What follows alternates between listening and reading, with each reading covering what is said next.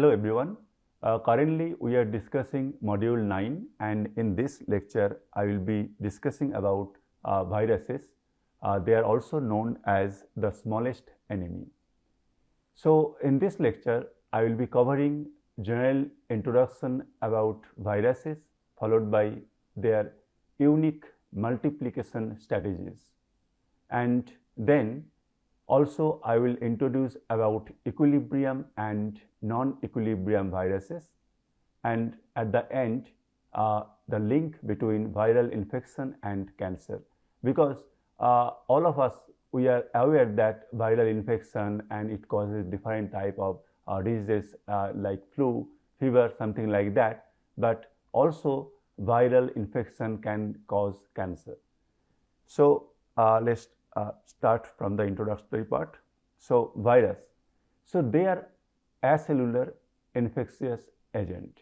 So and they have two phases. One is non-living and the other one is living phase. Because virus, they are not cell, they are not truly an organism. Sometimes when we speak, when we talk, sometimes we mention that way, but strictly speaking, viruses are acellular.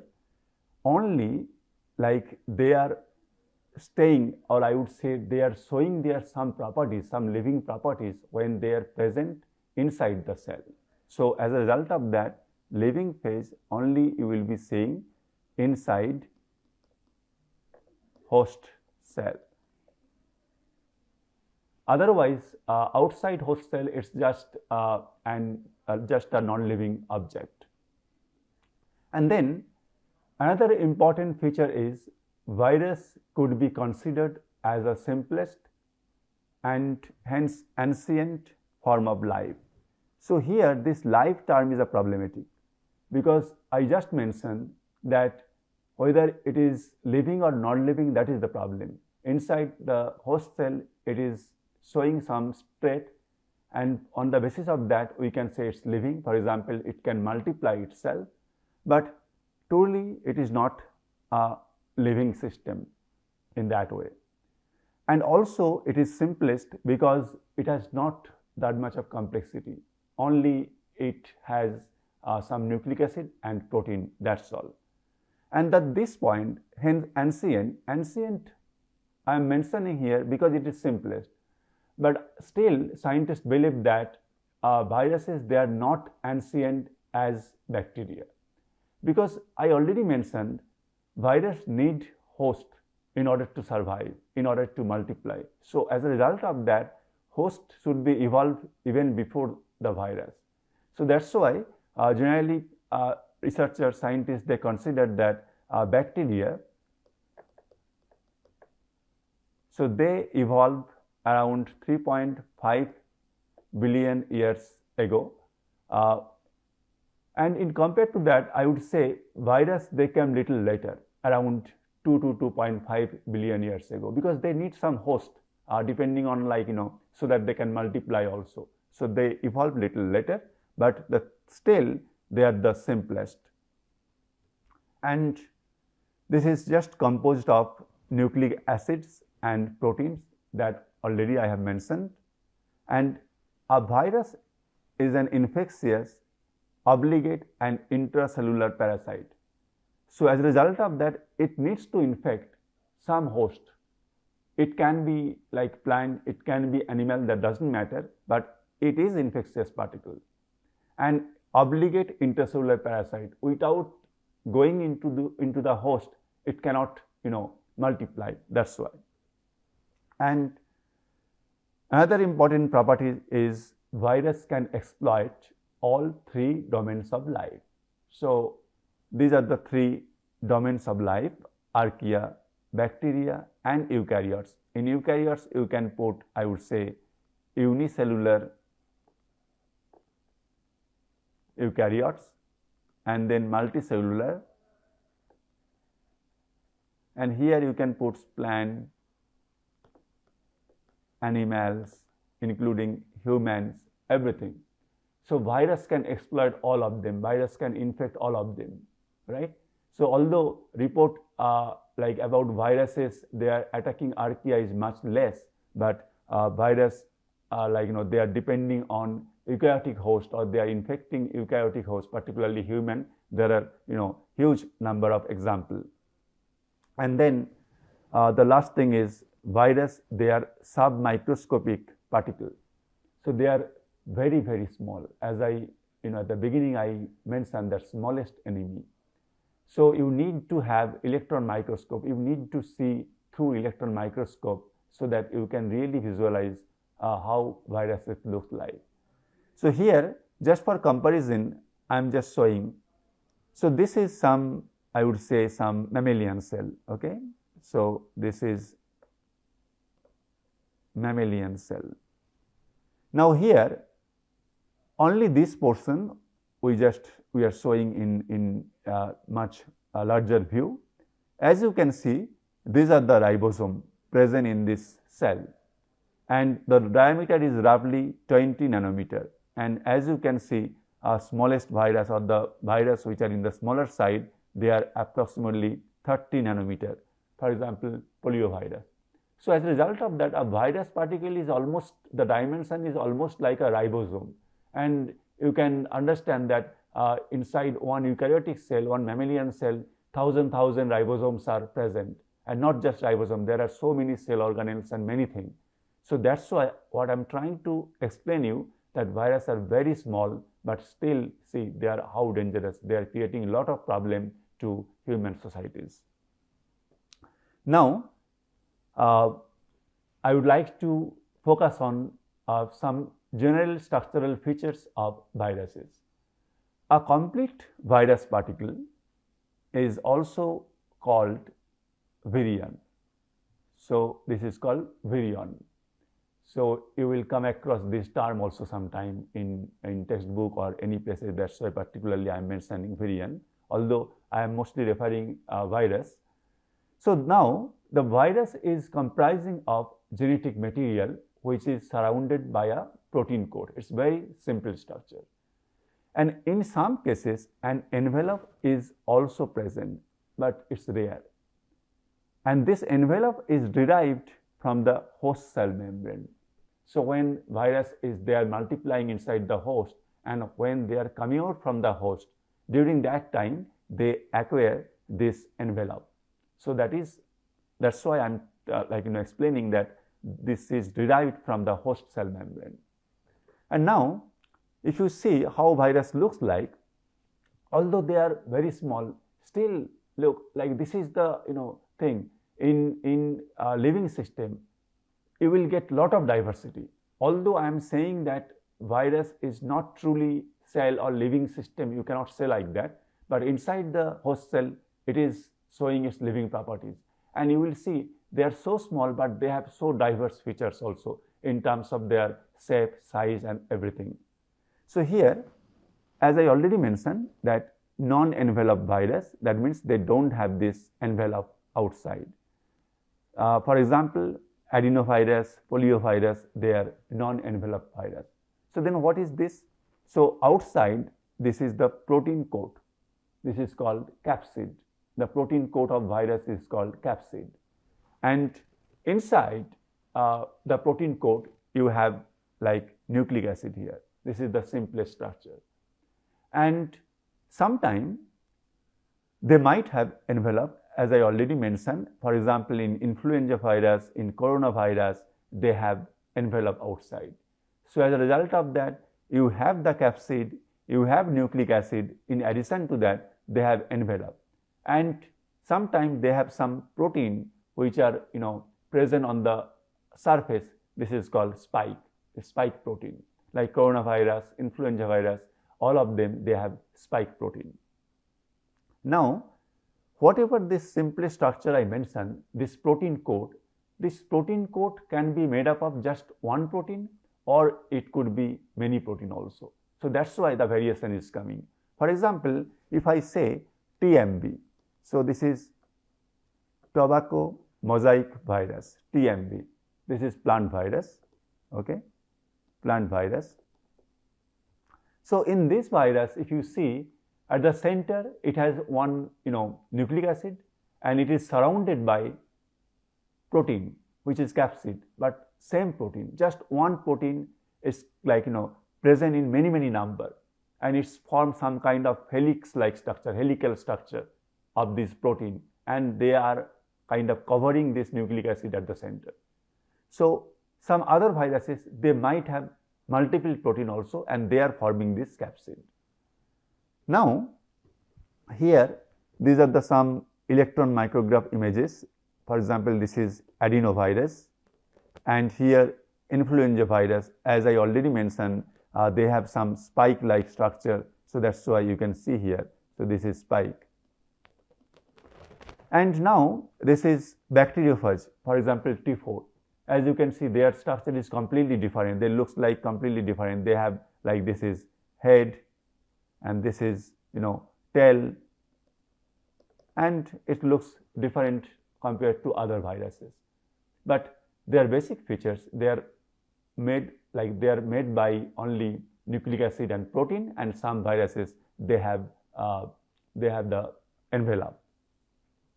And now like some unique features of virus possesses DNA or RNA as their genetic material. This is some unique feature, because all other cell, I would say, living system like plant, animal, bacteria, fungus, all of them, they have DNA as their genetic material. But here I am mentioning that DNA and RNA both can be genetic material of virus, right? For example, influenza virus, they have RNA as their genetic material. Now the interesting discussion should be here, then if some virus, they contain RNA as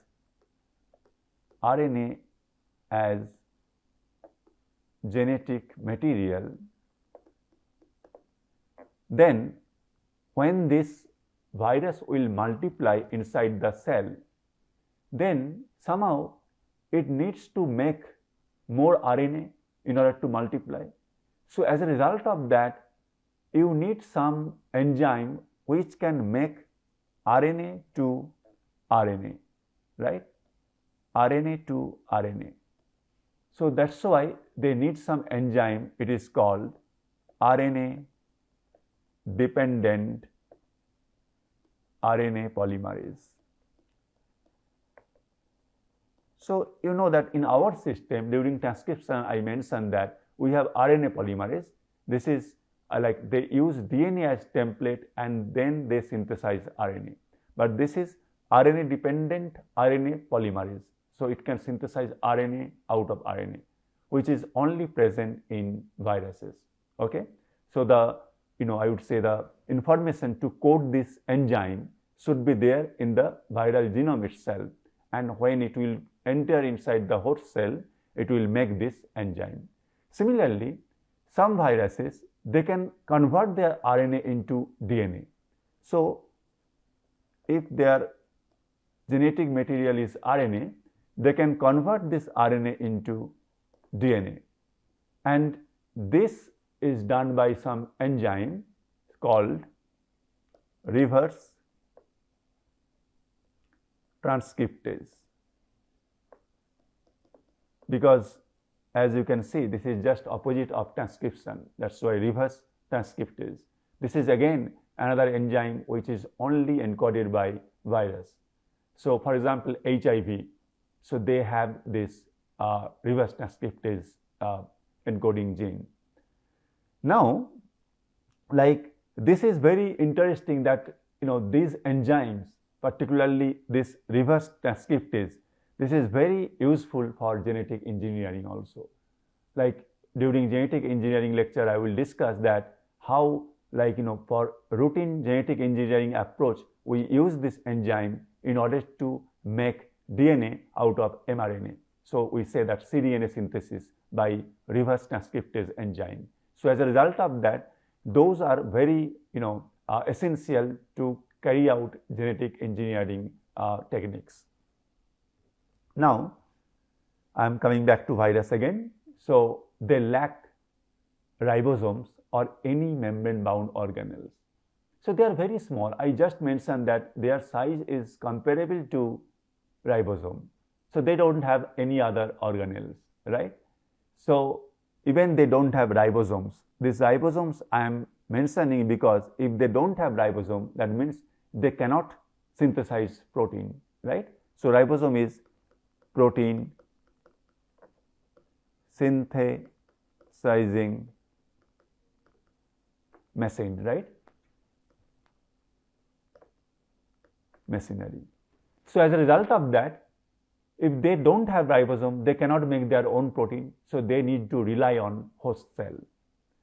And then virus hijacks host cell machineries for their own good, as just I mentioned, to make more and more virus particles. I will discuss how it is happening. Here, viral multiplication, how virus actually multiply inside the host cell. So here particularly I will give example, I will discuss this with mammalian cell or animal cell as an example. So as you can see, this is some eukaryotic cell, I can say some animal cell. As you can see, the nucleus is present here. This is nucleus. Now, what happened? The virus particle, so it first attached to the surface of the host cell. So this is the first step, attachment of virion to host cell or attachment of the virus to the host cell. Now in the next step, what will happen? The virus particle will be inside the host cell. So this is entry of viral nucleocapsid. So the process is different for different viruses. Sometimes endocytosis may happen, and that's why this virus particle go inside the host cell. Sometimes if you see bacteriophage, so in case of bacteriophage, the protein coat that is not going inside the host cell.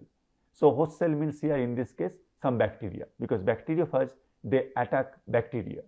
So what they do, so they just inject their genetic material inside the bacteria, and from that genetic material again new virus particle will be generated.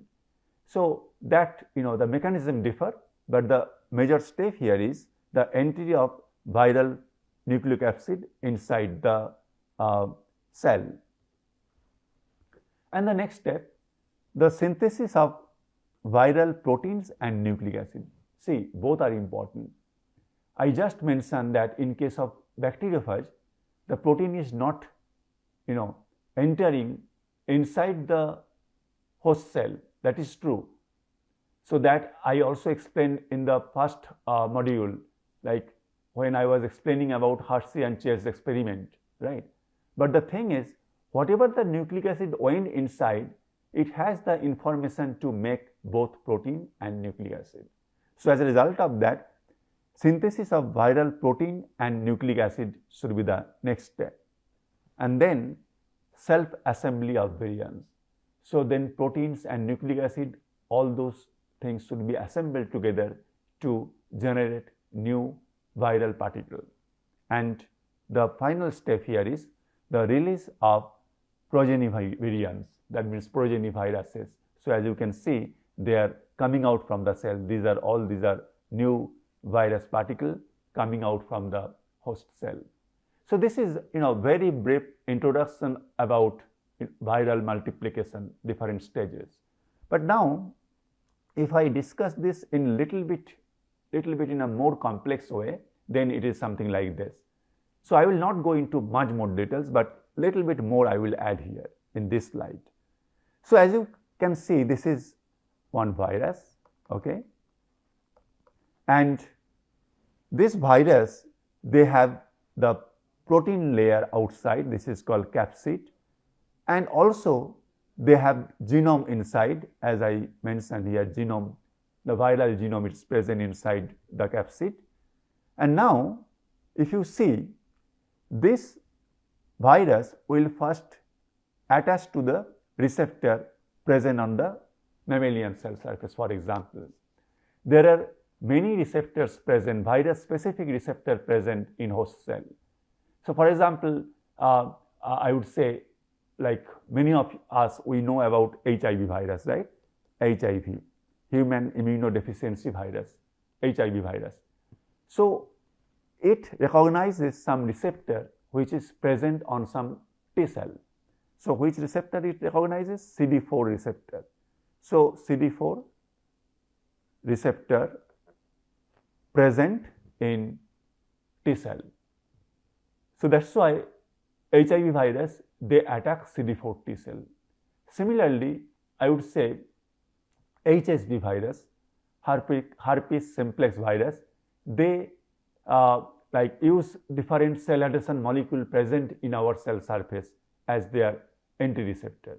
So, somehow they are hijacking our own system, our own protein, surface protein they are utilizing, and that way they are getting attached. As you can see, this is the attachment. And then whenever the virus genome is present inside the cell, then the viral genome will do many things, and this is very complex process, and it depends on what kind of viruses we are talking. So, for RNA virus, for DNA virus, and then negative strand, positive strand, there are so many complexities there.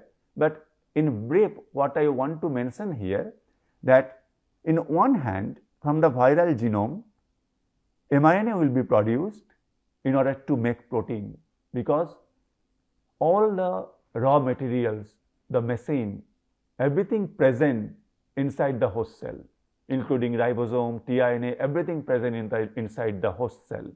And that way, it will utilize host machinery and it will make viral proteins. So, for example, all these are viral proteins.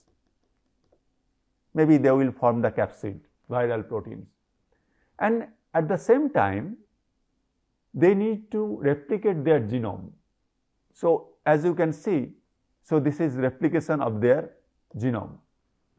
So, whenever the protein, viral proteins are ready, as well as viral genomes are already replicated, then they will assemble. This is a very complex step. Even scientists, they are not like aware about everything about the packaging part. Like this self assembly process is very interesting for viruses. So, whatever protein and this genomic material, they will pack together, and this is a very nice self assembly procedure, and finally you will be seeing that the complete virion here, complete virus particles, and they are coming out as progeny virus from the host cell. So, this is the overall procedure how virus multiply inside the host cell. And as you can see, I just listed their step, like first step is attachment, then entry, followed by uncoating or disassembly, so that the viral genome is available, and followed by translation of protein, and then replication of viral genome, and then packaging and assembly, followed by release of viral particles. Now, here whatever I mentioned right now, this is, I would say, most of the viruses, they infect in this way, they multiply in that way. For example, flu virus, like influenza virus, something like that. But I would say there are several different types of viruses, and their strategy is little bit different. For example, here I am trying to explain the types of viral infection and their effect on animal cells. You can consider in context to human cell, same thing. So, here whatever I mentioned, I just mentioned that viral will enter, it will multiply, and then it will lyse the host cell and progeny virus will come out. But here a little bit different way I would like to present this, that when the virus attach to the host cell surface, this is also called adsorption to host, followed by entry, and then there could be different possibilities. What I mentioned this part, that rapid multiplication inside the host cell. So, as a result of that, you will say that's cell death, and the viral particle will be released, whatever I discussed in the previous slide. And this is an example of acute viral infection. Acute viral infection. But another case can be something like this, that virus entered inside the host just like this, but the viral genome is now present inside the host cell, but host is not harmed, host cell is not dying, virus is not multiplying in that way, it's only residing there. Sometimes some virus, they even integrate their genetic material to the to the host cell DNA. So that way they are maintaining their DNA inside the host cell, but they are not immediately destroying or lysing the host cell. So this is, I would say here, latent infection. Latent infection. And some other factors might activate them, and then again from this latent infection it can go to this rapid multiplication stage, so that again it can go in that direction. And in another case, what can happen is that virus enter inside the host cell, but virus is multiplying very slowly, their process is slow, and virus, like they are getting released without cell death. So as a result of that, this leads to chronic infection, chronic viral infection. And last one here, this is although not very common, some viruses, they make some protein. So those are particularly oncovirus, they are causing some kind of cancer. So those protein, they impair the function of tumor suppressor gene. So as a result of that, those cells, those host cells, they are going into, I would say, in cancerous transformation. So I would say this is malignant transformation. So these are the different options it can happen because of viral infection. Now, viral growth versus bacterial growth. So whatever I mentioned the process of multiplication, but here I would like to focus a little bit from a different approach. So if you see here in the x-axis this is time, and in y-axis this is cell number, and whatever curve you can see now, this is for bacterial growth curve. So this is bacterial growth curve. For example, E. coli.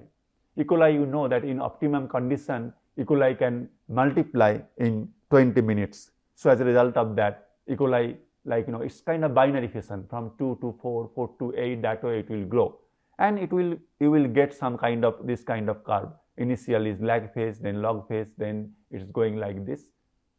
But in case of viral growth, it is completely different.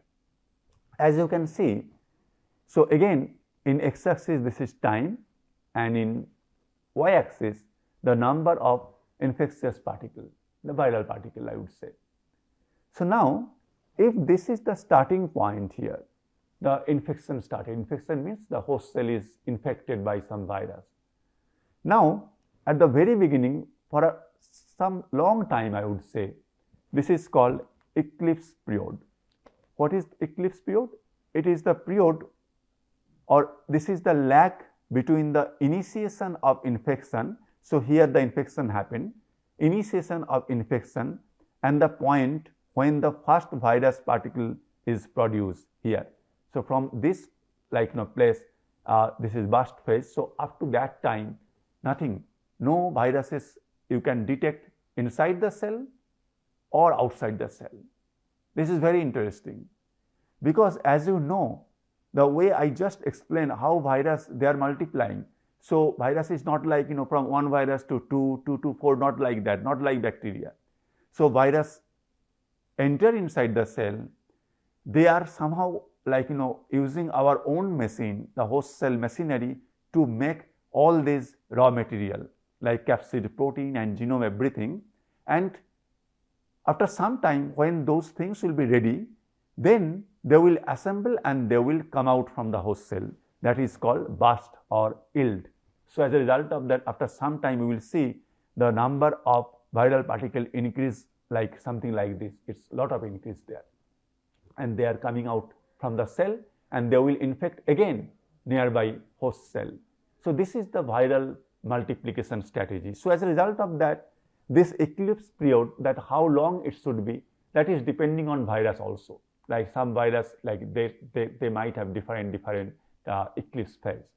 And also after this period, again, I would say this is again eclipse phase, as you can see here. But after some time, again it can go like burst of yield, just whatever you have seen before here, I just explained. But at some point, our immune system will take over. So it will most likely clear the infection. So as a result of that, no more viral growth should be there.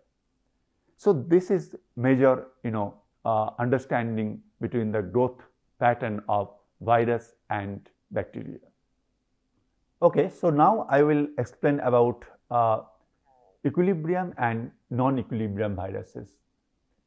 So equilibrium viruses have been associated with the host system for a very long period of time.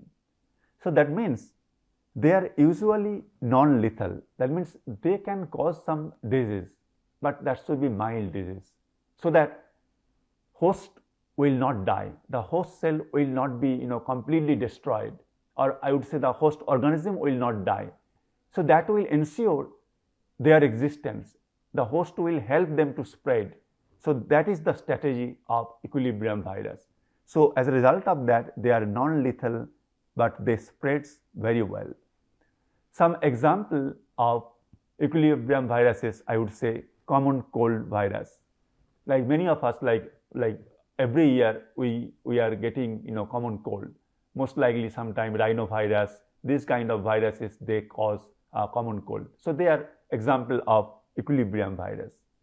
On the other hand, non-equilibrium virus, so they have been jumped from another species. That means they are not in equilibrium with the host, and they are often lethal. So they cause different types of deadly disease even in human, and they spread poorly or they spread well. So both can happen.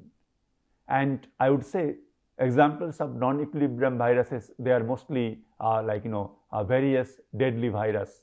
They are like non-equilibrium virus. In the next slide, I will explain with more example.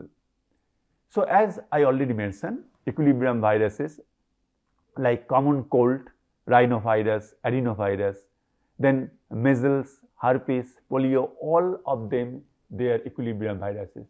They causes disease to human, that is true, but in most cases, human, they will suffer little bit, but not that much lethal. But if you see non-equilibrium viruses like SARS coronavirus, so SARS is severe acute respiratory syndrome coronavirus, influenza virus, HIV, human immunodeficiency virus, and Ebola virus, all of them are non-equilibrium viruses. There are so many examples, I am just restricting here. Now, if you see a number of human coronavirus, right, which causes common cold with mild flu-like symptoms, they are also example of equilibrium virus. I mentioned here that SARS coronavirus, it is non-equilibrium, that is true. So coronavirus is not a specific name of a virus. It's a category of virus. On their surface, they have small spike-like structure. So those are called coronavirus, right? So now coronavirus, particularly few years back, whatever the pandemic happened to us, like that was because of SARS-CoV-2. This is again, if I write, this is a severe acute respiratory syndrome, then coronavirus, SARS-CoV-2 is a non-equilibrium virus which has jumped from another species. Most probably it has jumped from bats. But anyway, as I already mentioned, that most of the non-equilibrium viruses, they recently jumped from some other species. That's why I am just giving some example that influenza virus, their natural host is wild aquatic birds, and they are also infecting now to human. Similarly, bats, they are reservoir of coronavirus, Nipah and Ebola virus. Similarly, HIV, it came from chimpanzee to human. So now, this is the last point I want to discuss, because as I mentioned at the beginning, all of us are very much aware about virus, particularly that virus, they are the cause of infectious diseases. But here I would like to link viral infection with cancer. So some viruses which cause cancer, they are called oncovirus. Okay, the study of cancer, that is called oncology, right? So from that point, we are saying that virus which causes cancer is called oncovirus. Now, what happened? What is the mechanism here is that oncovirus, they trigger cancerous transformation of cells. How? So that viral genome, they encode some protein, right? The virus itself, they encode some protein, and that protein impair the function of tumor suppressor protein. So as you know, in our body, for example, we have many tumor suppressor genes, and they encode or they make tumor suppressor proteins. So they control our cell cycle, and whenever some mutation, some DNA damage happen, and it cannot be repaired by normal machinery, then this tumor suppressor protein, that actually detect this fault, and then those cells should undergo programmed cell death. But here what I am trying to explain, that this protein coming from some oncovirus, they impair the function of tumor suppressor protein. So as a result of that, the outcome will be bad. Let's see that one of the very good example of tumor suppressor protein is p53, and it is often referred as the guardian of the genome, and it controls cell cycle progression and initiate the programmed cell death, as I just mentioned, in response to DNA damage. So as a result of that, when p53 is inactivated by the binding of oncoviral protein, then p53 or this tumor suppressor protein cannot initiate programmed cell death, and therefore DNA damage persists inside the cell, and finally it will lead into cancer, right? So this is how viral infection also cause cancer. And I would like to give few examples also. But if you see from the viral perspective, from the point of view of the virus, this hyperproliferation of host cell and the lack of programmed cell death are beneficial, because cells, they are not dying. So as a result of that, if the cells are surviving and they are getting proliferated, like in case of cancer, then virus, they can also multiply there. So that's why I am saying that from viral perspective, this is advantageous for them. So here there are many examples. Here I am just giving some example which many of us we are aware about it. So for example, hepatitis B virus that causes hepatocellular carcinoma. So some kind of liver cancer, I would say, and particularly this Hep B, this is called Hep B virus, Hep B vaccine. So this is already in our national immunization program. So as a result of that, even in India, I would say, whenever kids they born, So they are getting administered by this Hep B vaccine, right? So this vaccine is mandatory. So that protect us from this kind of cancer transformation. And another virus is called human papilloma virus. So HPV, it causes cervical cancer.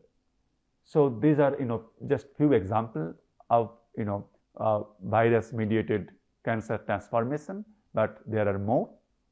And this is all about viruses, kind of that's done. Thank you very much.